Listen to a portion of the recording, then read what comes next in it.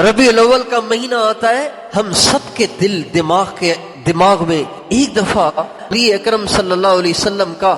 خیال ضرور آتا ہے، لیکن یہ بھول جاتے ہیں کہ اب میں نے کرنا کیا ہے۔ ہم کرتے وہ ہیں جو زمانہ کر رہا ہے، کرتے وہ ہیں جو دنیا کر رہی ہے۔ ہم یہ نہیں دیکھتے کہ اب میرے آقا کی کیا منشا ہے، اب میرے آقا کی کس میں خوشی ہے، میرے آقا کو کس سے خوشی ہوگی۔ 12 مہینے 11 مہینے حضور کی روح کو ستایا، حضور کی روح کو اذیتیں دیں۔ میرے دوستو، کم از کم اس مہینے میں تو اذیتیں موقوف ہو جانی چاہیے تھیں، اس مہینے میں تکلیفیں موقوف ہو جانی چاہیے تھیں، اس مہینے میں تو آپ کی روح انور کو ستانا موقوف ہو جانا چاہیے تھا، جس مہینے میں ہمارے آقا کا ظہور ہوا، ہمارے آقا کی بعثت ہوئی، ہمارے آقا کی ولادت ہوئی، جس مہینے میں اللہ تعالیٰ نے اس دنیا کو یہ شرف بخشا کہ حضرت محمد مصطفیٰ احمد مجتبیٰ صلی اللہ علیہ وسلم جیسی انمول ذات گرامی کو اس دنیا میں بھیجا۔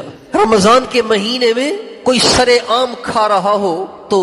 ہر مسلمان کہتا ہے یار رمضان ہے، کچھ تو خیال کرو بھائی، رمضان ہے کچھ تو خیال کرو یار۔ لیکن ربیع الاول کے مہینے میں کوئی داڑھی منڈا رہا ہو تو کوئی نہیں کہتا ابے ربیع الاول کا مہینہ ہے، کچھ تو خیال کرو۔ ربیع الاول کے مہینے میں ہماری بچیاں بے پرد ہو کر بازاروں میں نکلیں، کوئی ماں، کوئی باپ، کوئی ٹیچر، کوئی پروفیسر یہ نہیں کہتا بیٹی ربیع الاول کا مہینہ ہے، یہ تو وہ مہینہ ہے جس میں ہمارے آقا حیا کو لے کر آئے، پردے کو لے کر آئے، احکام کو لے کر آئے، شرم کو لے کر آئے، حجاب کو لے کر آئے۔ کم از کم اس مہینے میں تو بے پردگی سے بچو۔